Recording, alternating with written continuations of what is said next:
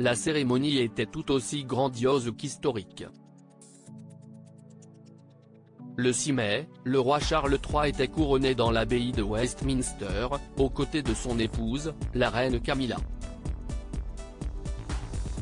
Autour d'eux, une ribambelle d'invités, près de 2500.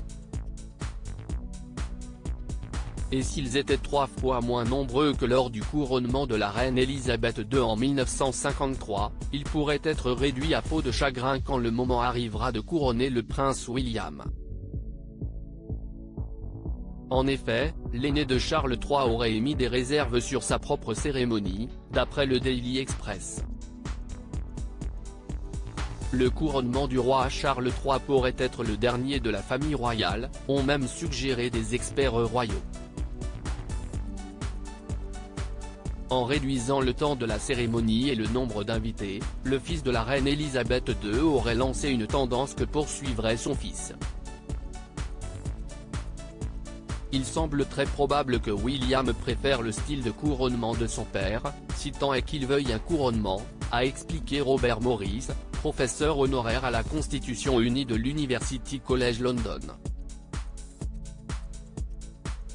Le prince William, un roi différent de son père ? Nous sommes la seule monarchie européenne à avoir encore un couronnement, et William ou le gouvernement en place peut décider, pour quelque raison que ce soit, que le jour des couronnements est révolu, a ajouté le professeur. Il n'est pas le seul à penser cela puisque Craig Prescott, professeur de droit à l'université de Bangor et expert des questions constitutionnelles et politiques, a confié, toujours au journal, il se pourrait que ce soit le dernier couronnement de ce type, que le couronnement de William soit encore plus simple et allégé que celui-ci, qui est lui-même une version allégée de 1953. Il y a quelques semaines, le prince William a dîné avec ses collaborateurs dans un bar de Varsovie. Pour Craig Prescott, cela montre qu'il est différent de son père, je pense qu'il y a des signes qui montrent qu'il souhaite, peut-être, une monarchie plus simple. Graham Smith, directeur général de l'organisation Republic, qui milite contre la monarchie, a déclaré que si le prince William a un peu de bon sens, il abandonnera la cérémonie pour de bon. Il est même allé plus loin, indiquant qu'il était possible qu'il n'y ait plus de monarchie lorsque viendrait le tour de l'époux de Kate Middleton. Je pense qu'il y a de bonnes chances que nous nous débarrassions de la monarchie avant cela.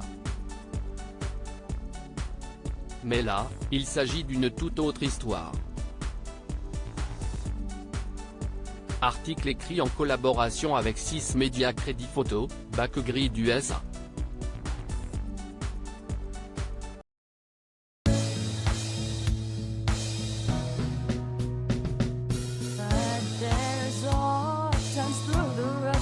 I think you can let me know. Sit back, let me help you out. Just step